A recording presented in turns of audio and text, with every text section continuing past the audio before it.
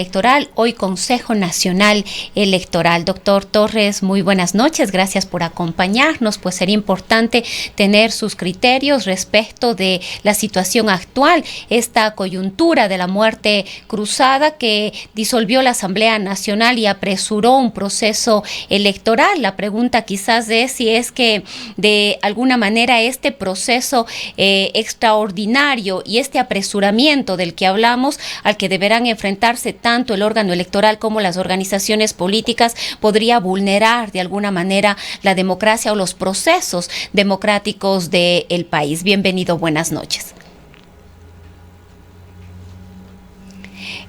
Doctor, tal vez el micrófono suyo lo tiene apagado.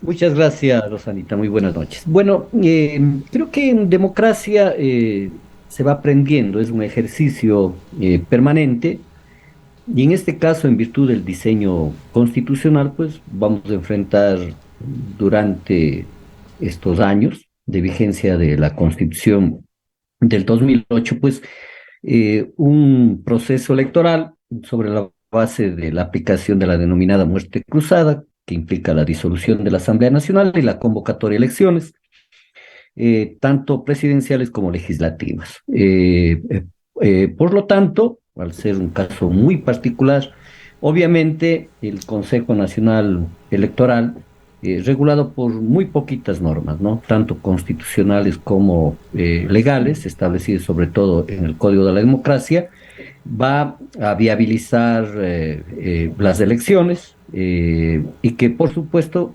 van a tener particularidades, como el que se está hablando mucho, por ejemplo, el periodo de campaña electoral de 10 días. Imaginémonos nosotros, pues, en un país como el nuestro, los resultados que lo va a tener y por supuesto va a significar de que la campaña electoral se lleve en nuevas condiciones y se requiere mucha innovación, sobre todo para hacer conocer las propuestas de cada uno de los candidatos, tanto para la Asamblea como para la función ejecutiva.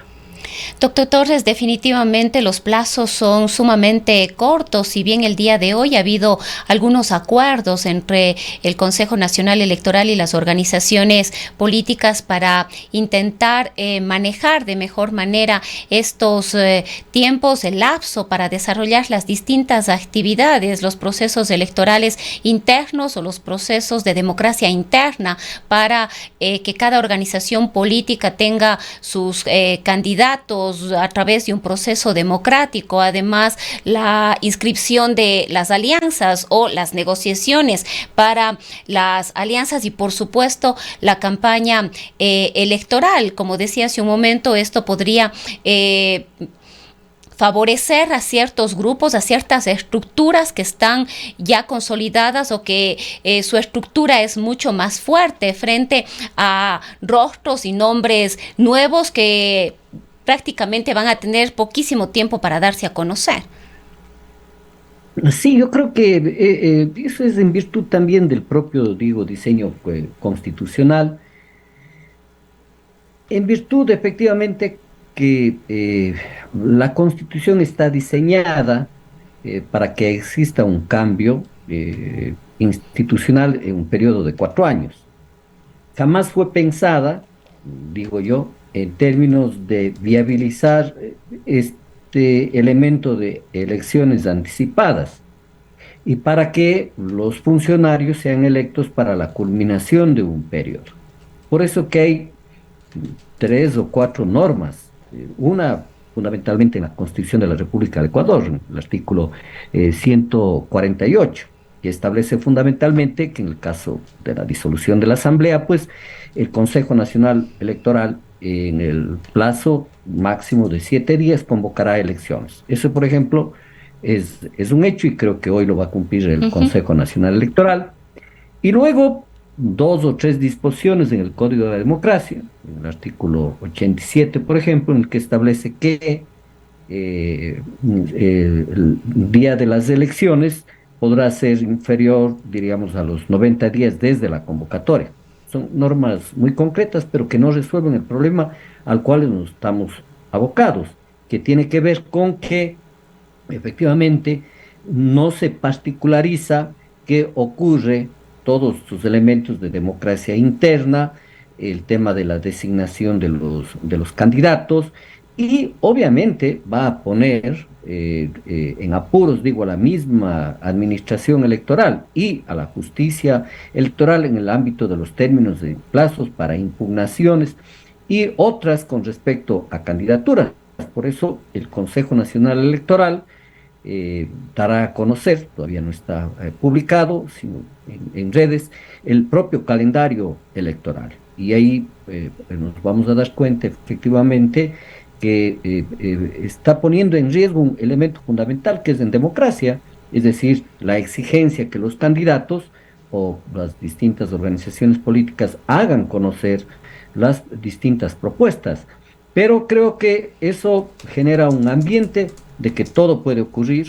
Yo personalmente creo que el primer error de las organizaciones políticas en creer que en esta campaña electoral más o menos va a ser como la última.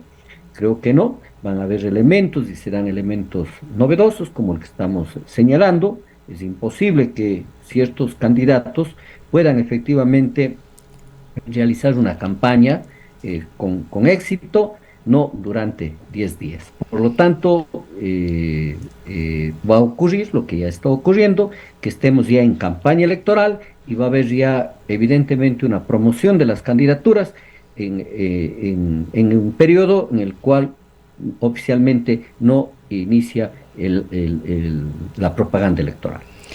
Doctor Torres, otro de los temas que debería preocuparnos como sociedad es que nuevamente puede presentarse una dispersión y una gran cantidad de candidaturas. Hace pocos días teníamos ya alrededor de 10 y 11 precandidatos. Al parecer, algunos de ellos han desistido. Javier Herbas, Dalton Pasigalupo, no se sabe todavía la decisión del actual presidente Guillermo Lasso si iría o no a la reelección. Sin embargo, hay ya al menos una media docena de precandidaturas a la presidencia de la República. Esto podría nuevamente traer problemas. Esto va a generar, como decimos, una dispersión del voto, que a la final quien llegue a asumir la presidencia no va a tener la legitimidad que debiera. Por supuesto, pero yo digo, partamos de algo. Eh, a mi modo de entender, las organizaciones políticas cometerían un error si enfrentan la campaña electoral, no única y exclusivamente sustentada en los resultados electorales últimos. Eso significa que tenemos a la tendencia del correísmo como una importante fuerza política y miramos otros conjuntos de fuerzas políticas. Y para esta elección, si es que miramos o damos por seguro, ¿no?, que la primera votación, ¿no?, pueda obtener el correísmo y las otras opciones electorales, todas ellas en la posibilidad de forzar una segunda vuelta electoral con el propósito efectivamente en una una segunda vuelta electoral, ganar al correísmo, yo creo que es un esquema que no debería ser utilizado por las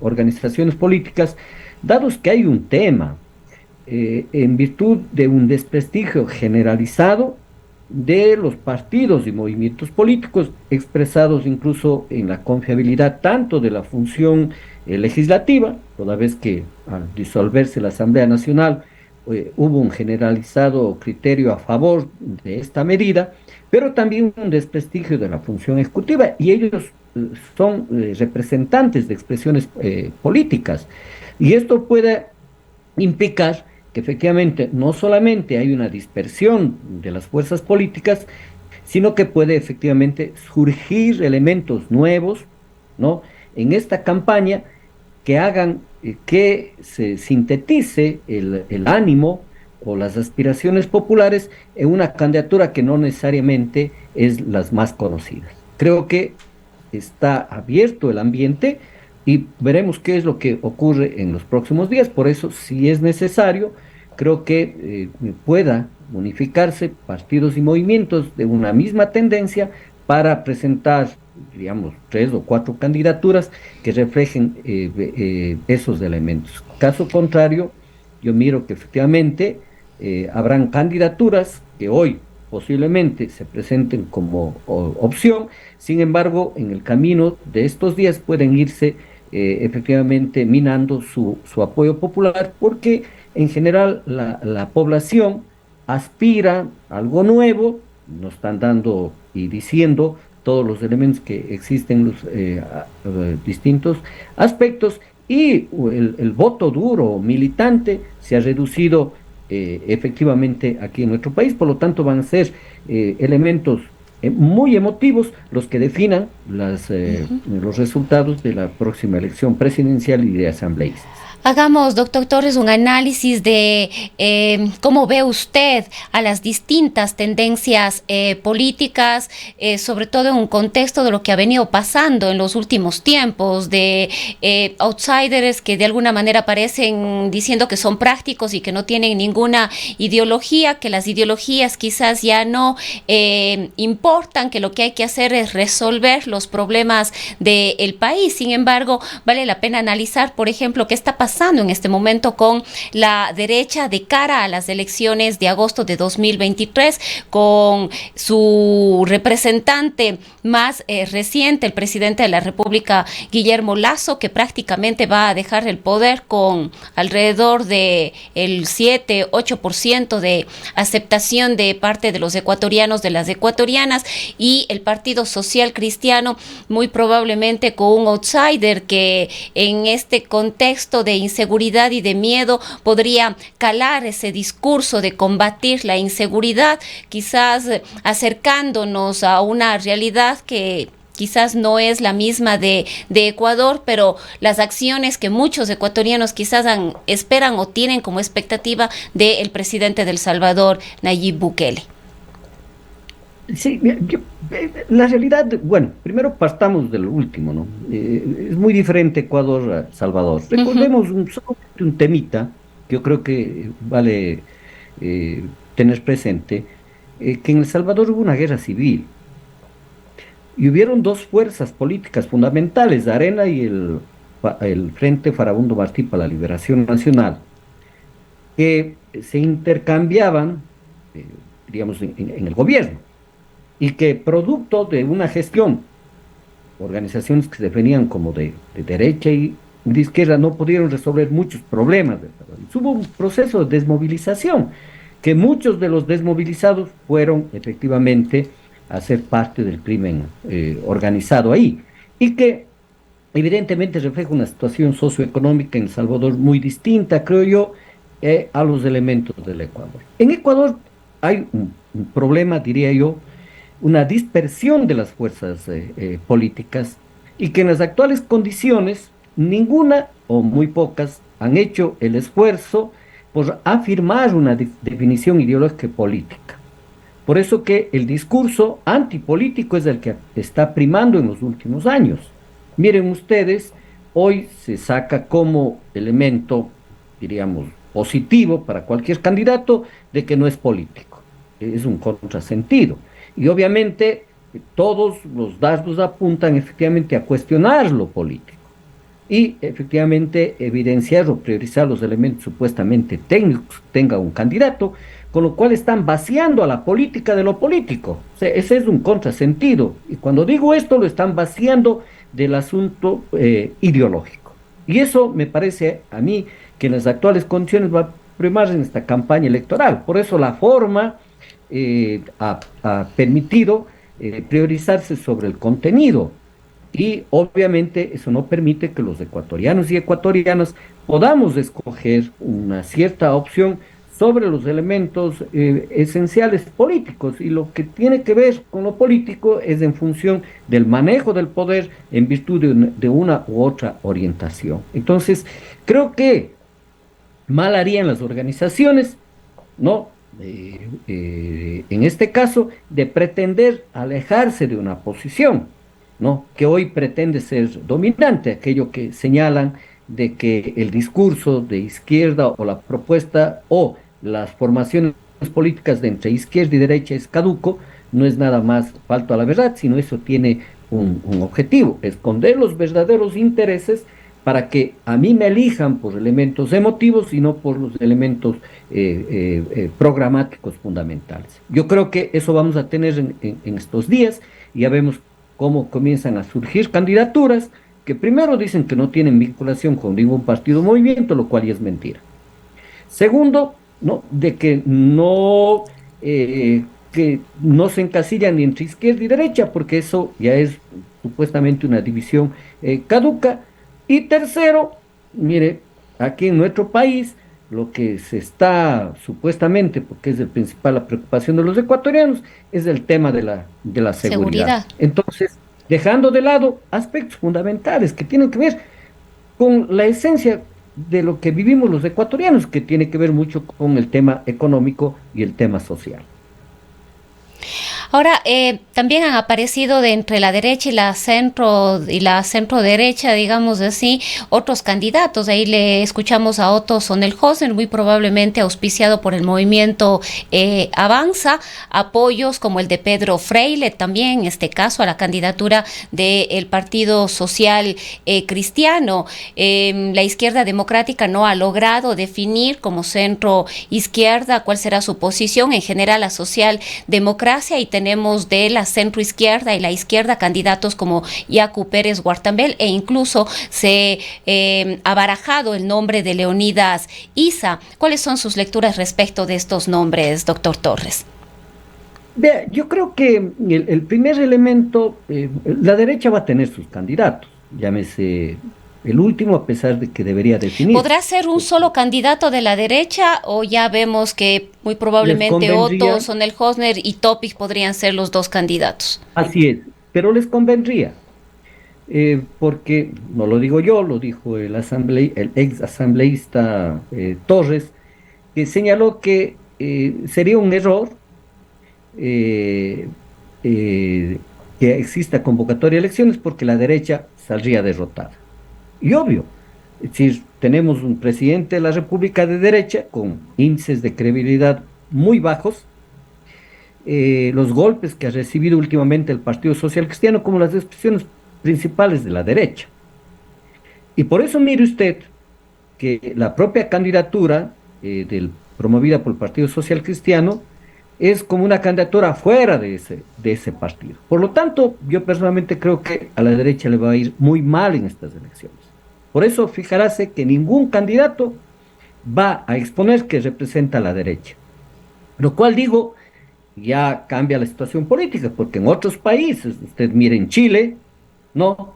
Los candidatos que ganaron para la Asamblea Constituyente, pues se expresaron y se propusieron como candidatos de derecha, así, con ese nombre y apellido. Ya. En el otro ámbito, no creo de que, diríamos, desde el centro hacia la izquierda, existen y se van a diversificar los candidatos, desgraciadamente. Lo cual, Como siempre, pero cada uno de ellos, por supuesto, y lo cual tiene un elemento, porque están apostando, todos ellos dan por hecho, de que el correísmo seguro estaría en una segunda vuelta electoral. Están apostando es que supuestamente no ganen una sola vuelta electoral. Y entonces todos los candidatos aspiran a entrar en la segunda vuelta, que haya segunda vuelta electoral, y ahí tienen mayores posibilidades, porque es evidente, ya se lo demostró en las últimas elecciones presidenciales, pero ahora mucho más con respecto con resultados electorales. Es decir, el correísmo tiene aparentemente entre el 25 y el 30%, lo cual les aseguraría ir a una segunda vuelta electoral, siempre y cuando no ganen en la primera vuelta electoral. Entonces, un candidato, y por eso va a haber una diversificación de candidatos desde el centro hacia la izquierda, porque cada uno cree que puede y tiene opciones de llegar y pasar a la segunda vuelta electoral, porque ahí tendría mejores opciones de ganarle al correísmo.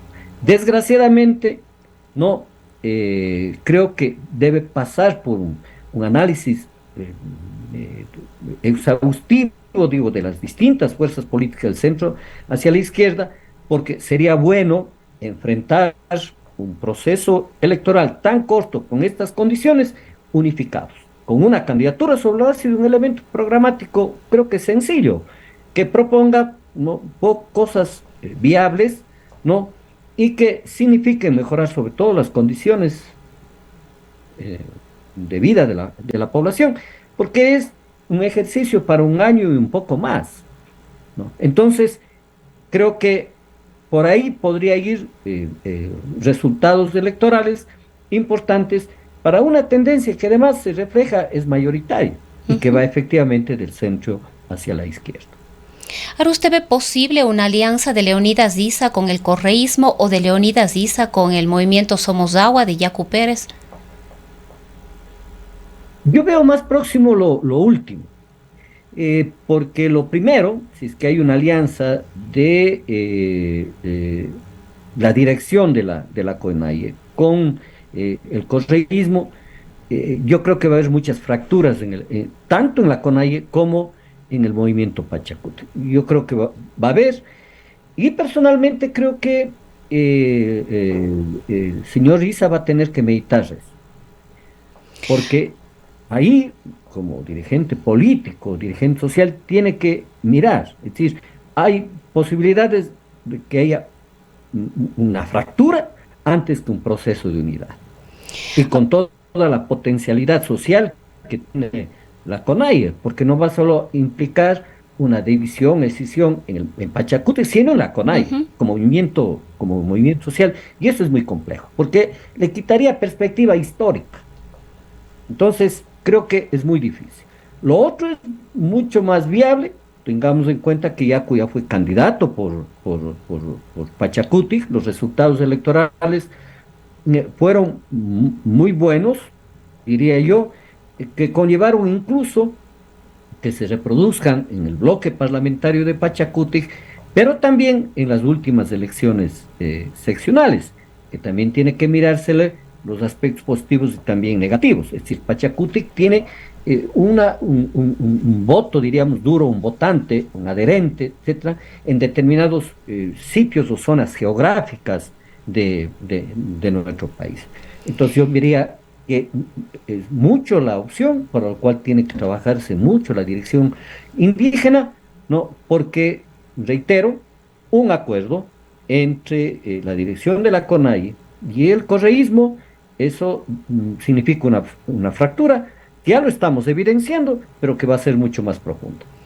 Ahora, dentro del correísmo también hay una serie de diferencias. Vemos las posibles candidaturas de Andrés Arauz, de Carlos Rabascal, de Luisa González, que fue un nombre que mencionó el propio expresidente Rafael Correa, e incluso de la actual rectora de la Universidad de Cuenca, María Augusta Hermida, como posible candidata del correísmo.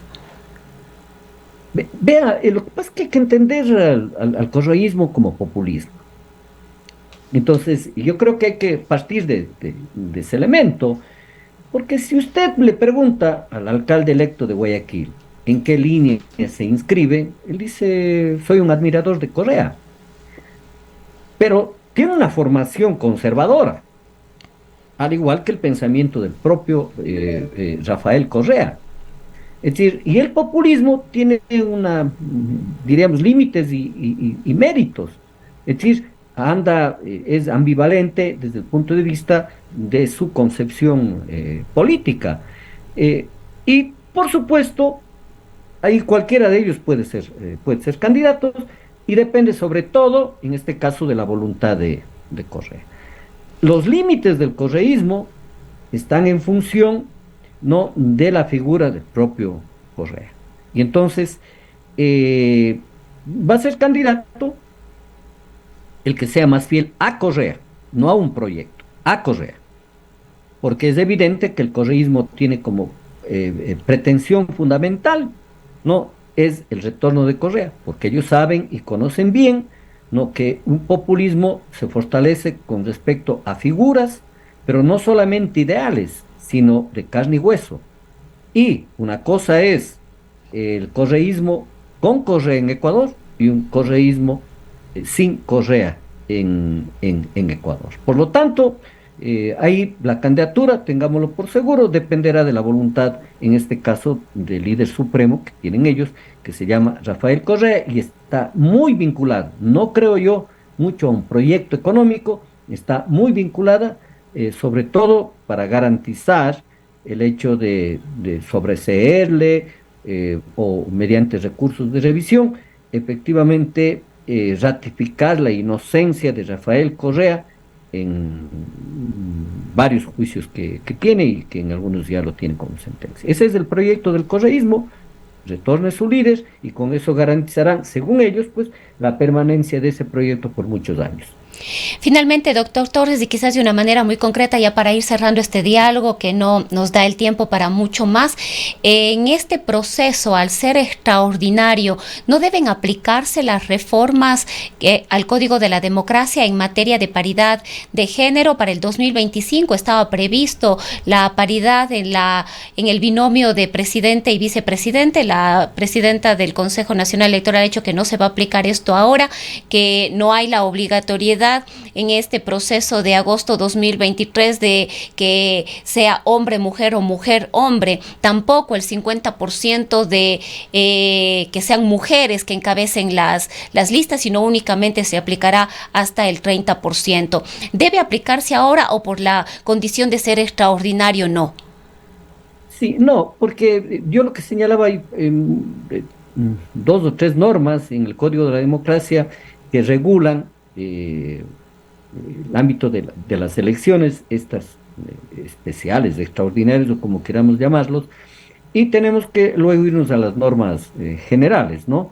Y por lo tanto, si son reformas que tenían que entrar en vigencia lo posterior, pues por supuesto que no van a ser aplicadas en esta elección, porque no vamos a contar con las normas que están vigentes. Por lo tanto, si estuvieran otros sectores, ¿no? En el Consejo Nacional Electoral, posiblemente en la reglamentación podían haber introducido estos elementos, pero no es obligatorio, por lo tanto no se van a aplicar, y yo creo que ahí no, desde el ámbito ya de la aplicación de las normas, pues no va a haber discusión por el momento. Bien, queremos agradecerle, doctor Torres, por habernos acompañado en esta noche. Muchas gracias, Rosa. Ha sido el doctor Patricio Torres, él es analista político, fue miembro del Tribunal Supremo Electoral.